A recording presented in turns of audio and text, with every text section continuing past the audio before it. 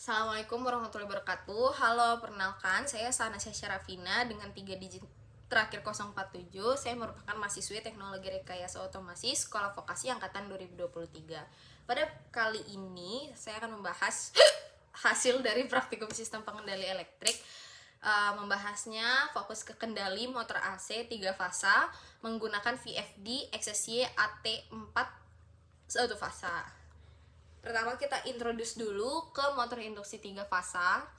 Motor induksi 3 fasa merupakan motor listrik AC yang bekerja berdasarkan prinsip induksi elektromagnetik di mana arus pada rotor timbul akibat medan magnet berputar yang dihasilkan oleh arus 3 fasa pada stator. Motor ini banyak digunakan di industri karena konstruksinya sederhana, kuat, dan perawatannya mudah. Pada praktikum ini, motor induksi 3 fasa akan dikendalikan oleh VFD XSY AT4 dengan sumber tegangan 1 fasa. Nah, VFD ini berfungsi untuk mengubah tegangan AC 1 fasa menjadi DC. Kemudian diinverter kembali menjadi AC 3 fasa dengan frekuensi dan tegangan yang dapat diatur. Dengan pengaturan frekuensi, kecepatan putar motor dapat dikendalikan sesuai kebutuhan. Nah, metode pengendalian yang digunakan pada percobaan ini adalah V per F atau voltage per frekuensi, di mana perbandingan antara tegangan dan frekuensi dijaga konstan untuk mempertahankan flux magnet motor. Nah, perubahan frekuensi menyebabkan perubahan kecepatan motor, sementara torsi relatif tetap pada daerah kerja yang normal. Jadi tidak mempengaruhi torsi secara signifikan. Nah, penggunaan VFD pada motor induksi memungkinkan pengaturan kecepatan yang halus, efisiensi energi yang lebih baik, serta mengurangi arus start dan hentakan mekanik pada motor. Motor induksi sendiri merupakan salah satu jenis motor listrik bolak-balik atau alternating current yang paling banyak digunakan dalam aplikasi industri maupun rumah tangga. Motor ini bekerja berdasarkan prinsip induksi elektromagnetik, yaitu arus listrik pada rotor tidak berasal dari sumber listrik secara langsung, melainkan terinduksi oleh medan magnet berputar yang dihasilkan oleh stator. Stator motor induksi terdiri dari lilitan 3 fasa yang dialiri arus AC sehingga membangkitkan medan magnet berputar. Nah, medan magnet ini nantinya memotong konduktor rotor dan menimbulkan arus induksi pada rotor.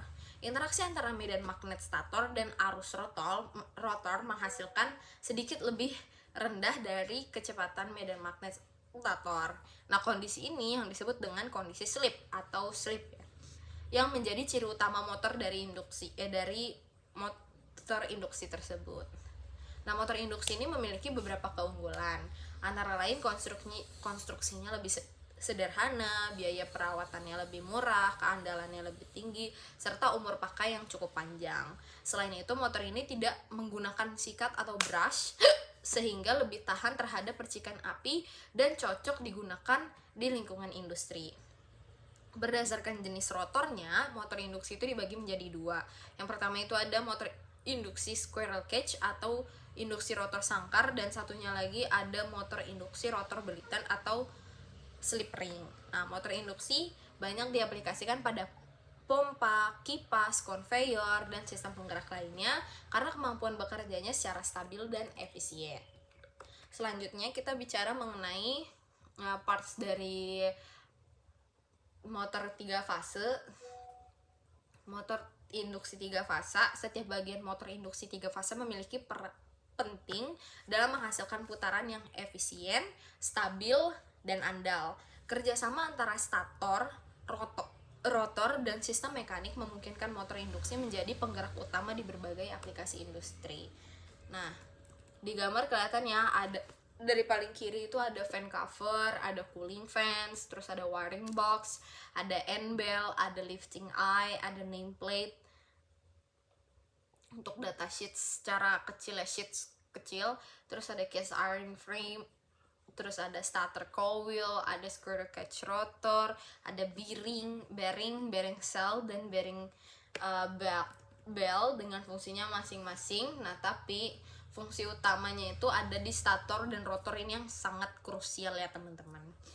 Nah, motor induksi 3 fase ini terdiri dari beberapa bagian utama yang saling mendukung untuk menghasilkan putaran dan torsi. Nah, secara umum motor ini tersusun atas stator, rotor, dan bagian mekanik pendukung lainnya. Yang pertama kita bicara mengenai stator. Stator merupakan bagian dari diam, yaitu state, yaitu diam dari motor induksi. Stator terdiri dari inti besi, laminasi, dan lilitan 3 fasa yang ditempatkan pada alur atau slot. Ketika lilitan stator dialiri arus AC 3 fasa, akan terbentuk medan magnet yang berputar yang menjadi sumber utama penggerak motor. Sistemnya sih semua motor sih mirip ya, kecuali BLDC dengan motor yang ada sikatnya, motor DC biasa. Itu cuma perbedaan antara tempat dimana adanya magnet permanen itu. Terus yang kedua itu ada rotor. Rotor merupakan bagian yang berputar yang terletak di dalam stator. Jadi di dalam stator tadi itu ada rotor dan dipisahkan oleh celah udara atau air gap. Nah, rotor berfungsi sebagai penerima induksi medan magnet dari stator sehingga menghasilkan torsi atau putaran. Nah, jenis rotor dibedakan menjadi yang tadi udah dibilang ada 2. Yang pertama itu ada rotor sangkar atau squirrel cage. Itu terdiri dari batang konduktor yang dihubungkan oleh cincin di kedua ujungnya yang paling umum untuk digunakan. Terus rotor belitan atau slip ring menggunakan lilitan dan cincin geser untuk mengatur arus awal dan torsi start. Selanjutnya ada air gap. Air gap merupakan celah udara antara stator dan rotor. Jadi stator dan rotor itu tidak menempel kayak gini, tapi dia ada jedanya, ini ada gapnya. Nah, gapnya ini yang disebut dengan air gap. Bagian ini berperan dalam proses si elektromagnetik dan mempengaruhi efisiensi serta performa motor. Yang keempat itu ada shaft atau poros, berfungsi untuk menyalurkan energi mekanik ke rotor beban yang digerakkan, dari rotor ke beban yang digunakan. Jadi setiap motor ini dia tuh, ini outputnya motor ya, yang paling ujung nih motor, biasanya covernya motor. Nah, di tengah-tengahnya itu ada shaft, ada poros. Nah, di sini tuh dia sebagai penggerak utama dari si beban motornya itu sendiri. Kalau misalnya dia mau dijadiin kipas, mau dijadiin ya hal-hal lain di situ, itu ditaruhnya dari shaft untuk pompa, kipas atau conveyor kayak gitu. Selanjutnya itu ada yang kelima, bearing. Nah, bearing ini menopang poros agar rotor dapat berputar dengan halus dan stabil serta mengurangi gesekan mekanik. Biasanya bearing ini tuh bentuknya bola-bola besi ya, dia mengitari. Yang keenam itu ada cooling fan. Nah, ini kipas pendingin dipasang pada poros rotor untuk membantu membuang panas yang dihasilkan selama motor berfungsi sehingga suhu motor tetap aman, jadi biar nggak terlalu sering overheat. Selanjutnya ada frame atau housing. Ini sebagai ya pelindung komponen internal, jadi dia tuh sebagai tadi tempatnya atau cangkangnya, menjaga posisi stator serta membantu pembuangan panas ke lingkungan. Selanjutnya yang terakhir itu ada terminal box, merupakan tempat sambungan listrik antara sumber tegangan 3 fasa dengan lilitan stator motor. Selanjutnya kita bicara mengenai VFD. Kenalan dulu nama VFD. VFD merupakan solusi pengendalian motor AC yang efisien dan fleksibel dengan memanfaatkan pengaturan frekuensi dan tegangan. Dengan konsep ini, motor induksi dapat dioperasikan sesuai kebutuhan beban tanpa mengorbankan performa dan keandalan. VFD itu, apa sih VFD itu? Variable Frequency Drive, itu VFD. Merupakan perangkat elektronik ya, daya yang digunakan untuk mengendalikan kecepatan dan torsi pada motor AC. Jadi untuk mengendalikan kecepatan kan kita belajar mengenai sistem pengendali elektrik. Kita mengendalikan yang namanya motor, suatu komponen elektrik, kita sebut saja ini si motor AC ini. Nah, kita untuk mengontrol ini kita butuh yang namanya si VFD ini atau si perangkat elektroniknya sendiri ini.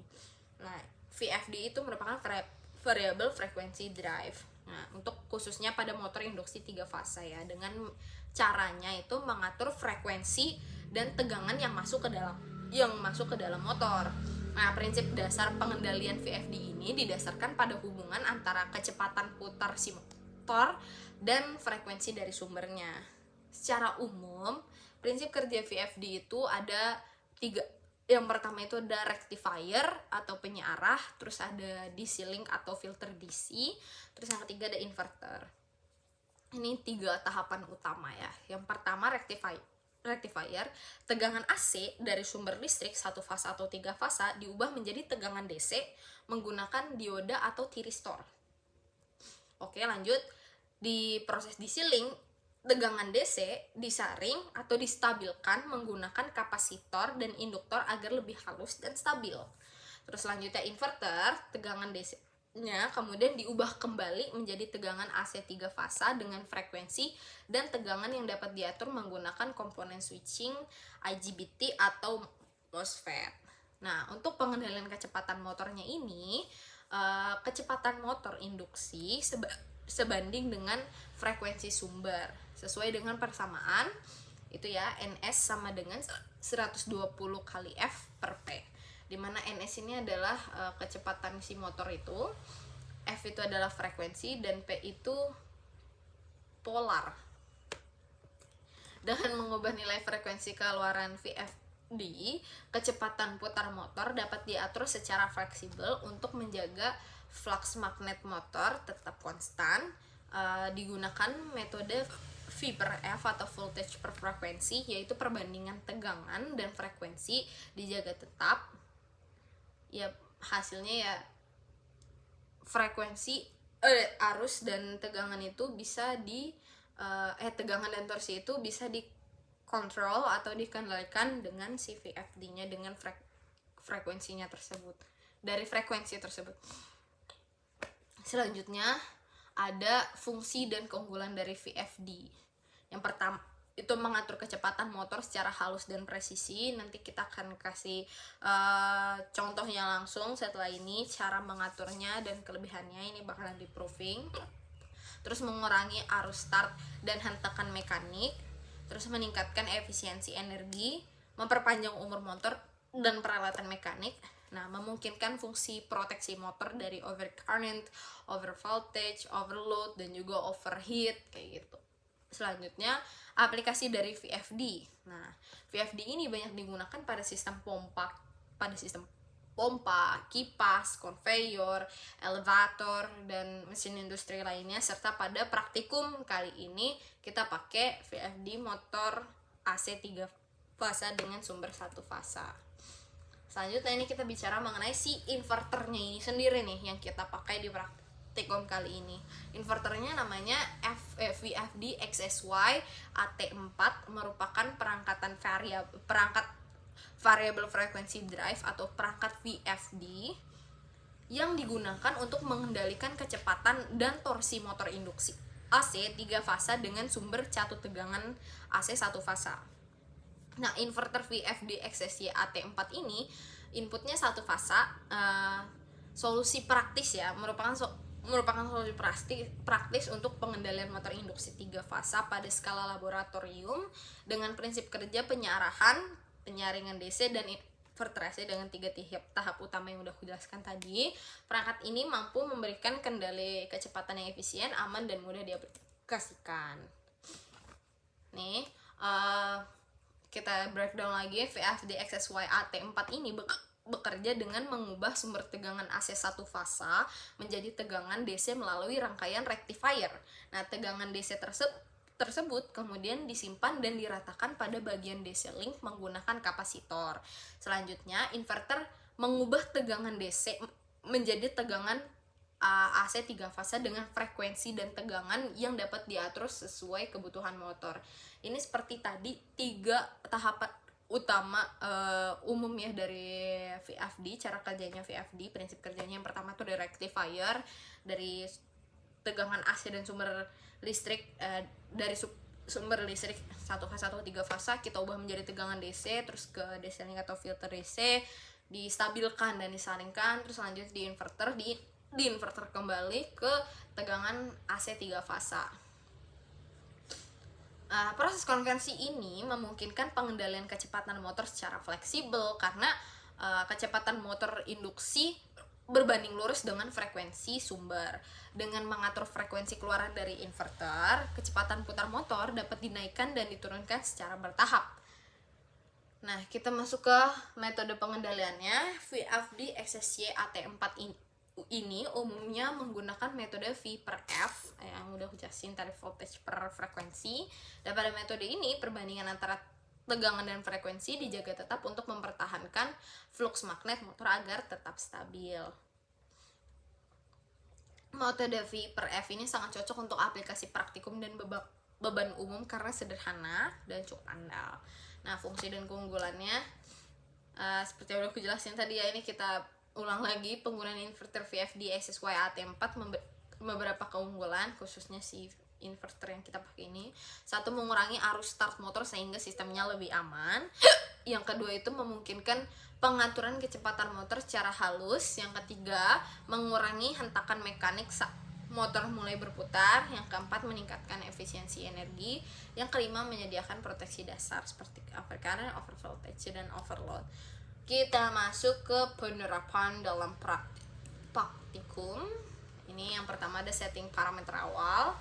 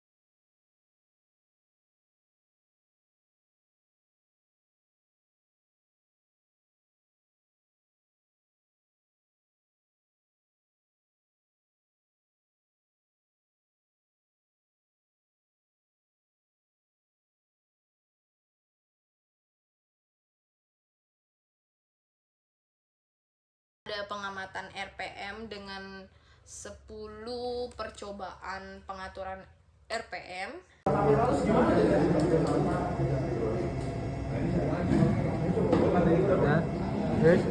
Berapa anjir? Sabar dulu, itu lihat dong itunya. Tachometernya lihat dulu, Cok. 2000 ya, 2200. 20. 20.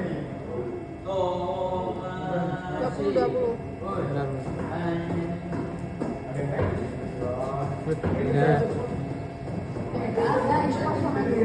6.000. Lanjut ya. 30.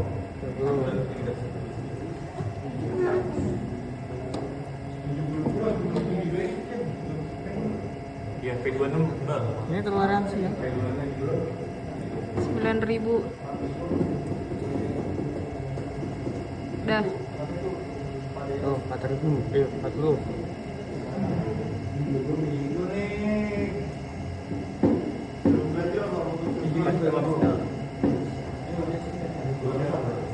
Dah. 50.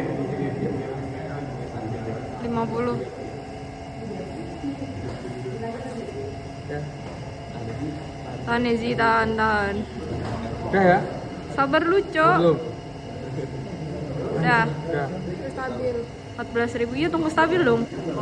Ini berapa? 60. 60. Nasi berapa? 100. 17.000 ya? Ya, stabil gitu langsung. 80.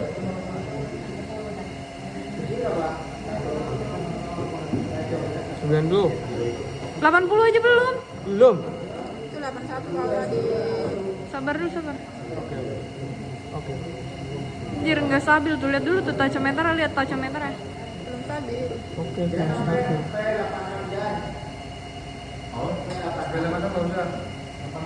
Anjir, jauh banget. Jauh banget ya.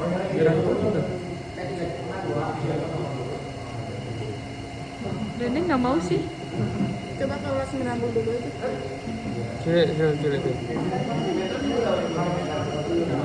Oh, bedanya jauh ya? Lagi.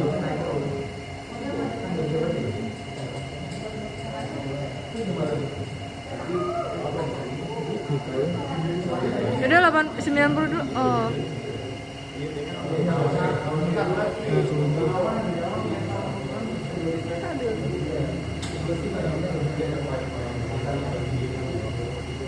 Tapi lah. Lanjut.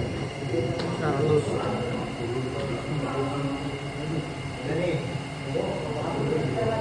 Coba sih jangan sampai kelihatan. Nah.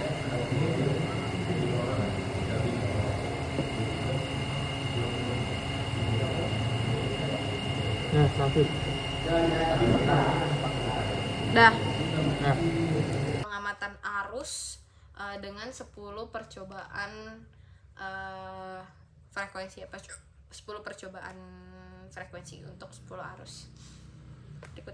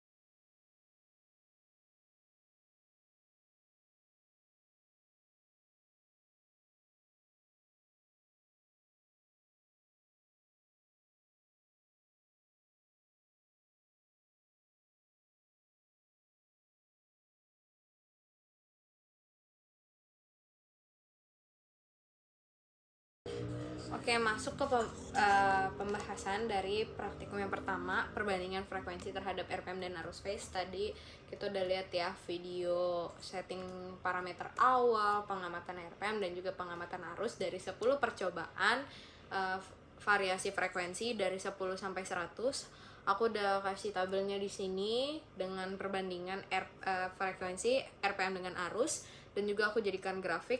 Pada percobaan yang pertama, frekuensi 10 Hz dan RPM 2211 dengan arus phase itu 0,1.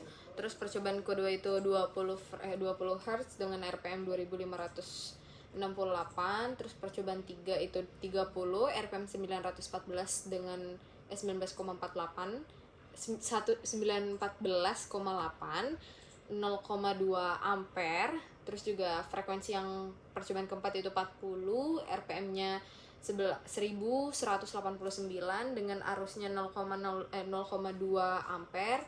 Terus percobaan yang kelima itu 50 Hz dengan RPM yang dihasilkan itu 1465 dengan arusnya itu 0,3. Terus percobaan keenam itu 60 dengan percobaan frekuensi itu dengan kelipatan 10, percobaan ke-6 itu menghasilkan RPM 1785 dengan arus hasil 0,3 ampere, percobaan ke-7 2076 dengan 0,3 ampere, percobaan 8 itu 2330 dengan 0,3 ampere, percobaan ke-9 itu 2669 dengan 0,2 ampere, dan percobaan ke-10 itu 2935 dengan 0,3 ampere. Nah, dilihat ya grafiknya di sini, ini ada lonjakan keturunan dari awal ini karena dari video yang ditunjukkan sebelumnya sepertinya itu ada beberapa kesalahan di mana terjadi kesalahan pada tachometer ketika melihat ketika tachometer itu mengukur, kita tidak benar-benar memfokuskan seperti itu. Tachometer tidak berfokus kepada si motornya. Nah, hubungan ini, tabel ini menunjukkan hasil pengujian motor induksi dengan variansi frekuensi kelipatan 10 menggunakan VFD, kemudian diamati perubahannya kecepatan putar RPM dan juga arus fasanya. Nah, secara teori, kecepatan motor induksi itu berbanding lurus dengan frekuensi sumber, sedangkan arus itu bergantung pada beban dan kondisi motor. Tapi di sini sama ya, arus maupun RPM itu sama-sama naik ya dari frekuensinya, cuman kecuali di RPM-nya itu sendiri ada keturunan dikarenakan tadi kesalahan dari human error itu sendiri.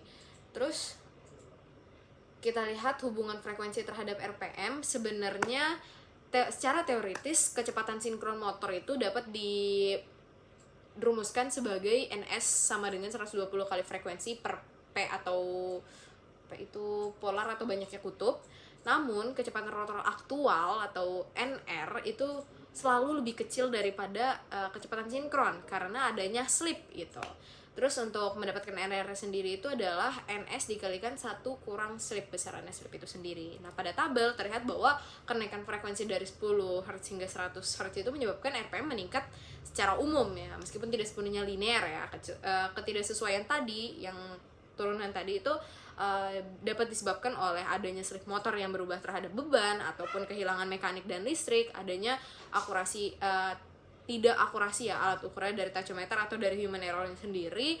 Terus juga kondisi motor saat frekuensi rendah itu torsinya belum optimal. Contohnya pada frekuensi 10 sampai 30 Hz RPM cenderung tidak stabil dan bahkan menurun karena ketegangan keluaran VFD itu masih rendah. Sehingga torsi motor itu lebih kecil. Setelah frekuensinya meningkat, RPM itu lebih konsisten hingga mencapai nilai tertinggi pada 100 Hz. Terus kita lihat pada hubungan frekuensi terhadap arus motor induksi itu sebenarnya dipengaruhi oleh tegangan dan frekuensi, beban mekanik, dan metode kendali VFD V per F. Nah, pada pengujian ini VFD menggunakan metode V per F sehingga V per F-nya itu konstan. Nah, dengan metode ini flux magnet motor tetap terjaga sehingga arus tidak meningkat secara drastis. Nah, ini juga ada kesalahan di mana kita pakai untuk mengatur dari arusnya itu kita pakai clamp meter, dan itu kurang optimal ya. Hal ini terlihat pada tabel di mana arus relatif kecil dan stabil dari 0,1 sampai 0,3 ampere meskipun frekuensi dinaikkan hingga 100 Hz gitu. Nah, kenaikan arus pada frekuensi ini menunjukkan apa aja sih? Berarti motor itu mulai menghasilkan torsi yang lebih besar. Itu yang pertama. Yang kedua, adanya peningkatan beban atau losses dan juga respon dinamis terhadap motor terhadap perubahan frekuensi. Terus bagaimana cara mendapatkan tabel tersebut? Nah, langkah mendapatkan data frekuensi RPM dan arus, yang pertama itu kita mengatur frekuensinya terlebih dahulu, diatur dari parameter VFD yang udah ditunjukkan pada video.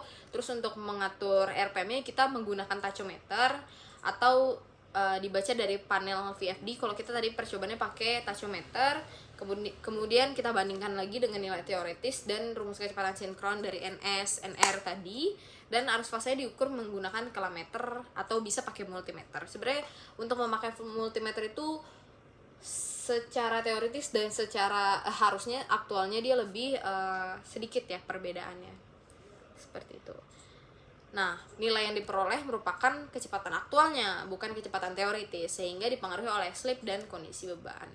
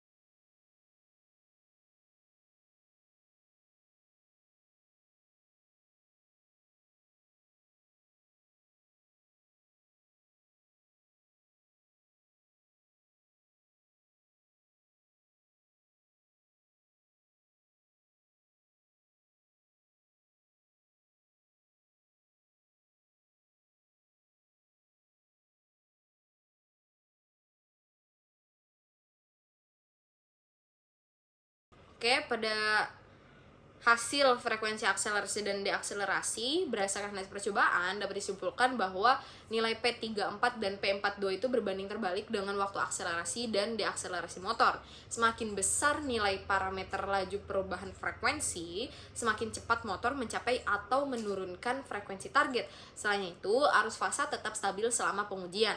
Arus fasa tetap stabil selama menunjukkan bahwa pengaturan akselerasi dan deakselerasi ini digunakan aman dan efektif untuk pengendalian motor induksi. Kita lihat dulu untuk P34 kita naikkan 5, 10, 15, 20, 25 dan juga P42 nya seperti yang udah kita tunjukkan pada video sebelumnya. Kita setting dulu di nilai 5, 10, 15, 20 dan 25 dengan frekuensinya itu stabil 75 Hz. Nah, ini menunjukkan waktu akselerasi dari percobaan pertama yaitu P34 nya 5, P42 nya 5, terus waktu akselerasinya ada 15,47, waktu deakselerasinya ada 15,33, arus fase tertingginya adalah 0,03. Nah, untuk selanjutnya 10, percobaan kedua itu 10, P34 10, P42 10, terus frekuensinya itu 75 Hz. Nah, waktu akselerasinya didapatkan 7,95 dan waktu deakselerasinya 7,49 dengan arus fase tertingginya itu 0,03. Selanjutnya percobaan ketiga P34 nya 15, P42 nya 15 dengan frekuensi masih 75 menunjukkan waktu akselerasinya itu 5,17 second ya, dan juga waktu deakselerasinya 4,72 second. Terus selanjutnya P34 itu 20 Hz, terus juga P42 itu 20, frekuensinya 75, waktu akselerasi itu 4,07 dengan waktu deakselerasi 3,87 dan arus fase tertingginya itu 0,03. Selanjutnya P34 dengan 25, P42 nya itu juga 25, frekuensinya itu 75, waktu akselerasi yang dia dapatkan itu 3,34 second. Untuk waktu deakselerasinya 3,48 second. Arus fase tertingginya 0,03. Percobaan ini bertujuan untuk menganalisis pengaruh parameter akselerasi P34 dan deakselerasi P42 terhadap waktu percepatan, waktu perlambatan, serta arus fase maksimum pada motor induksi yang dikendalikan oleh VFD. Nah, pada pengujian ini frekuensi akhir motor ditetapkan sebesar 75 Hz ya, itu konstan, dan sedangkan nilai P34 dan P42 nya itu kita variasikan dari 5 sampai ke 25. Nah, pengaruh P34 atau akselerasi terhadap waktu akselerasi secara teori dapat diperkirakan dengan persamaan TACC sama dengan delta F per P34. Nah, dengan delta F itu adalah perubahan frekuensi dalam Hertz dan P34 nya itu laju akselerasi yang udah kita tentukan tadi. Nah, dari hasil percobaan terlihat bahwa semakin besar nilai P34 dari 5 sampai 25, maka waktu akselerasi semakin singkat gitu. Jadi semakin besar, kita pakai 25 pada percobaan terakhir itu, waktu akselerasi malah semakin cepat gitu ya. Nah, pada P34 itu 5 Hz, waktu akselerasi mencapai 15,47 second, sedangkan pada P34 25 Hz waktu akselerasi menurun menjadi 3,34 second. Hal ini sesuai dengan teori karena peningkatan laju perubahan frekuensi menyebabkan motor itu mencapai frekuensi target itu lebih cepat.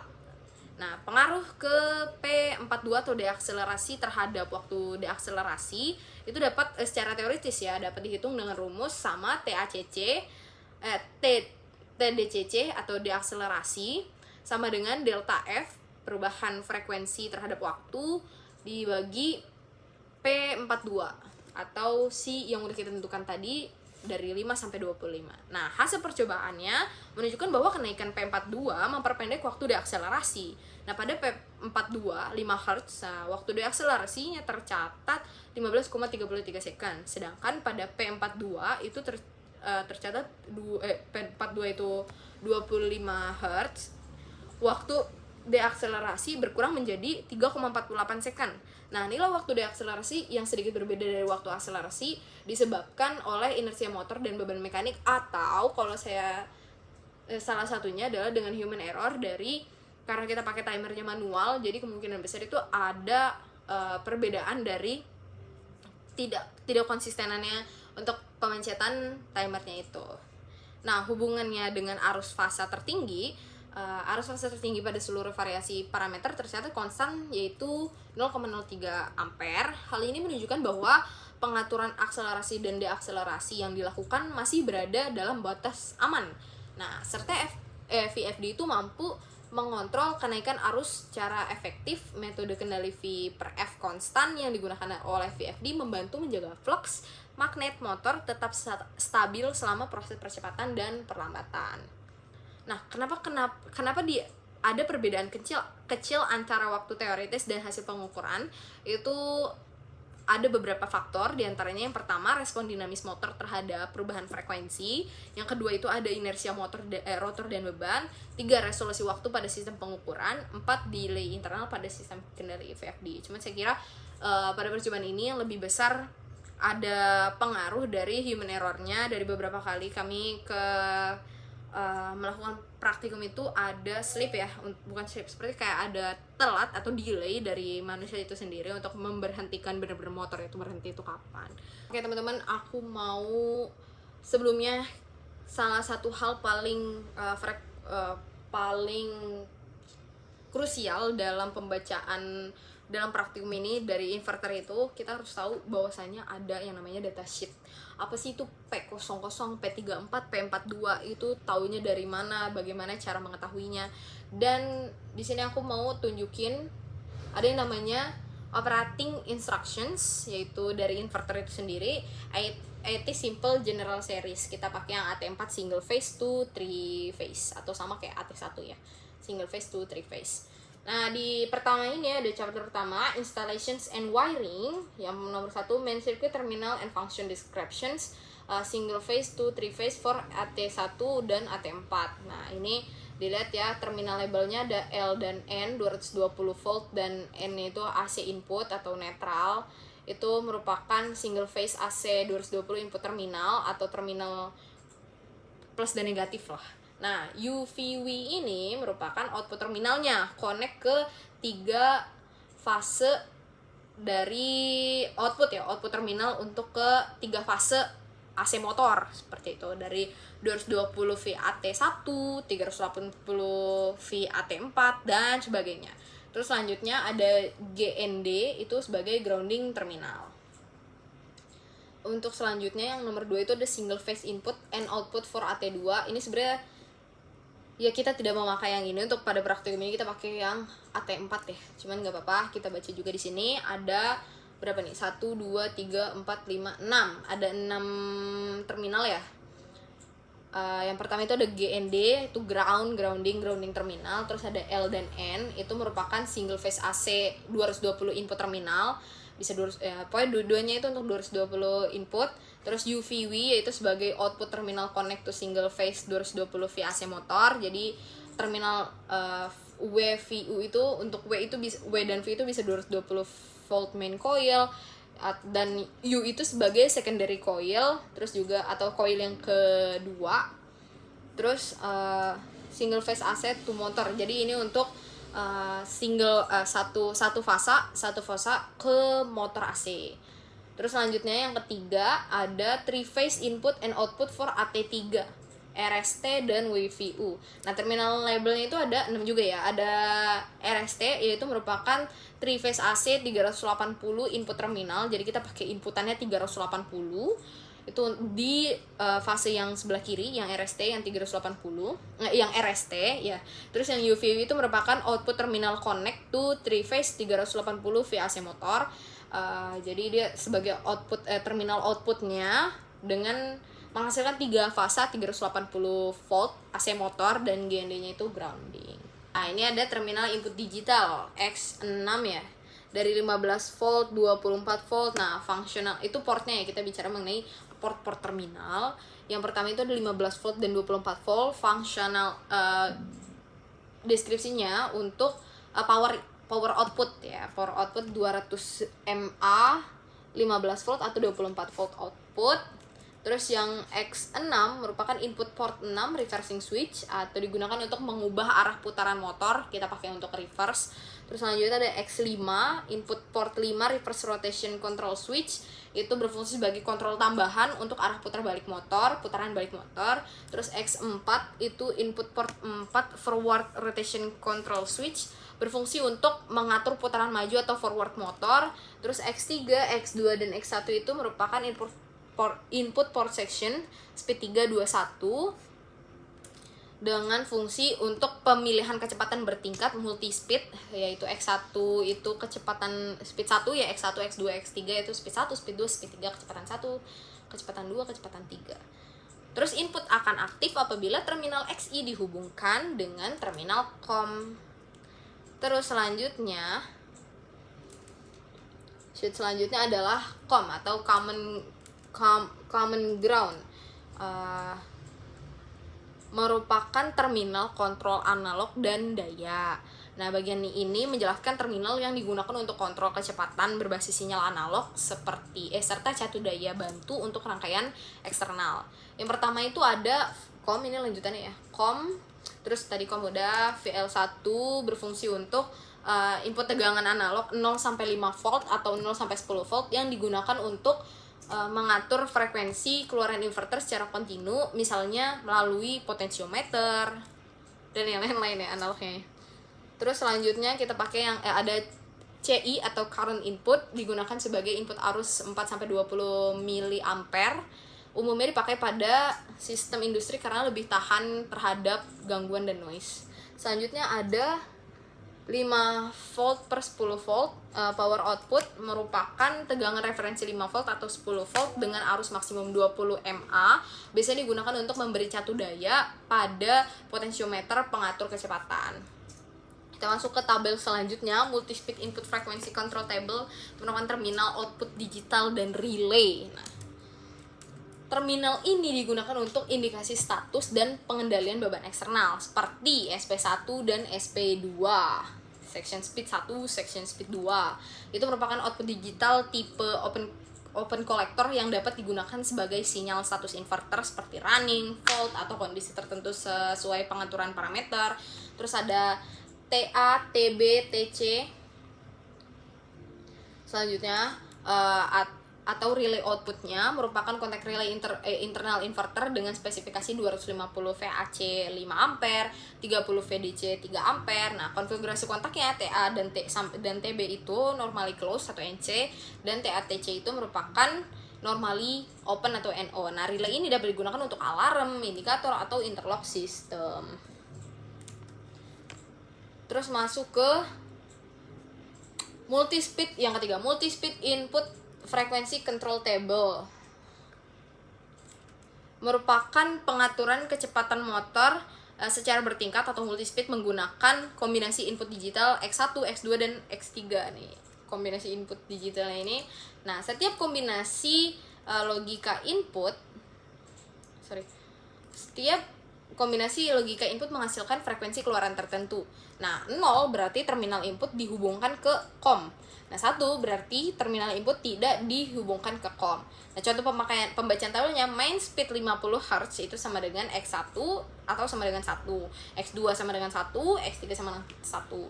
Nah, section speed 3 atau 35 Hz itu X1-nya 1, X2-nya 0, X3-nya 0. Section speed 6, 20 Hz, X1-nya itu 0, X2-nya itu 0, X3-nya itu 1. Nah, metode ini memungkinkan pemilihan beberapa kecepatan tetap tanpa menggunakan sinyal analog. Selanjutnya pembahasan basic operation wiring diagram. Tapi aku bakalan ngebahas satu aja di sini. Single phase input dan 3 phase output ya, AT1. Nah, diagram ini kita lihat dulu gambarnya. Diagram single phase input 3 phase output for IT1 3 phase 220 volt if 380 stars connection method needs to change to the 220 volt delta connection method. Ada gambar diagramnya ya. Diagram itu menunjukkan konfigurasi inverter VFD tipe AT1 yang barusan, yang menggunakan sumber listrik 1 fase 220 volt sebagai input dan menghasilkan keluaran 3 fase 220 volt untuk menggerakkan motor induksi 3 fase. Nah, sumber daya masuk atau input powernya merupakan single phase power 220 volt yang dihubungkan ke terminal L line dan N neutral. Nah, sebelum masuk inverter dipasang 2 phase breaker sebagai pengaman terhadap arus arus lebih dan hubungan singkat atau short circuit ya. Terminal E atau ground dihubungkan ke GND untuk keselamatan dan mencegah gangguan listrik noise. Nah, fungsi bagian ini adalah menyediakan catu daya utama inverter secara aman dan stabil. Selanjutnya ada output reverse-nya, keluaran ke motornya, yaitu terminal keluaran inverter terdiri dari U, V, dan W. Nah, ketiga terminal ini dihubungkan ke motor 3 fasa 220 V-nya secara langsung. Motor harus dikonfigurasi delta. Konfigurasi delta tadi apa nih? Method needs to change to the 220 V delta connection kalau tegangannya 220. Jika motor awalnya bertipe 380 V atau star, maka wajib diubah dulu ke delta agar sesuai dengan tegangan keluaran inverter. Nah, bagian ini berfungsi untuk mengubah tegangan DC internal inverter menjadi tegangan AC 3 fasa dengan frekuensi dan tegangan yang dapat diatur. Kita masuk ke ini X1 sampai COM ya, X1. Nah, terminal X1 hingga X6 ini merupakan input digital, digunakan untuk perintah run atau stop, arah putaran forward atau reverse, terus jogging, reset fault. Semua input digital ini menggunakan COM sebagai common terminal. Nah, input ini memungkinkan inverter dikontrol secara eksternal menggunakan push button, selector switch, atau PLC. Terus masuk ke input tegangan ya. Mana nih? Yaitu ada terminal FI, FVI atau CI digunakan sebagai input analog, terus mendukung sinyal 0 sampai 10 volt atau 0 sampai 5 volt. Lalu terminal 15 volt disediakan sebagai sumber tegangan referensi untuk potensiometer. Lalu ada terminal COM sebagai ground sinyal, dan fungsi input analog ini umumnya untuk mengatur kecepatan motor secara kontinu menggunakan potensio atau sinyal analog dari kontrol eksternal. Selanjutnya ada output relay nih, relay output TATB TC, ini opsional ya.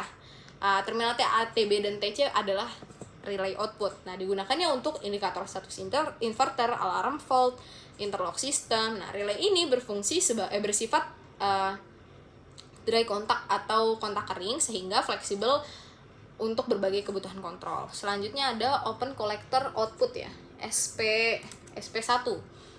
Ini merupakan open collector output. Nah, digunakan sebagai sinyal keluaran logika misalnya untuk indikator running, terus sinkronisasi dengan sistem kontrol lain. Yang selanjutnya ada grounding system. Nah, ini terhubung kepada inverter dan juga si motor. Nah, grounding sangat penting karena untuk keamanan pengguna, perlindungan peralatan, mengurangi noise dan interferensi elektromagnetik. Selanjutnya kita belajar mengenai operation panel, salah satu yang paling krusial yaitu berfungsi. Ya, ini di sini kita dikasih paham juga fungsi-fungsi dari instruksi dari masing-masing tombol ya, dari masing-masing komponen. Ada numerical display, status indikator, shift key, enter or exit programming function, dengan masing-masing itu ada fungsinya. Ini kita masuk aja ke key instruction, poin nomor 6. Yang pertama itu ada programming.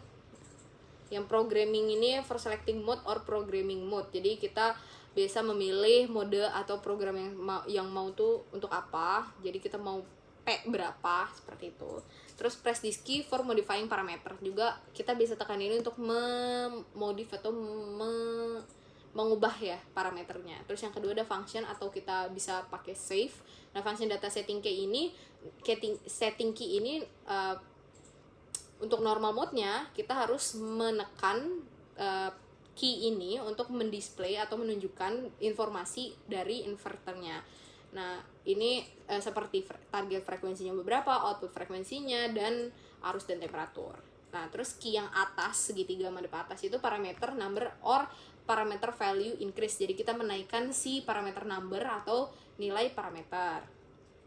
Key yang segitiga bawah itu parameter number or parameter value decrease, itu untuk kebalikannya, untuk menurunkan. Nah, short press this key, the numerical value will change gradually. Long press this key, then the numerical value will change rapidly.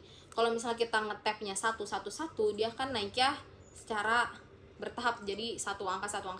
Sedangkan kalau kita pencet yang lama, dia bakalan naik secara cepat gitu. Jadi 1 2 3 4 5 6 7 8 1 2 3 seperti itu. Terus selanjutnya ke shift. Nah, shift ini dalam programming mode itu juga jog di normal mode. Shift ini ya fungsinya untuk programming mode. Kalau jog juga di normal mode.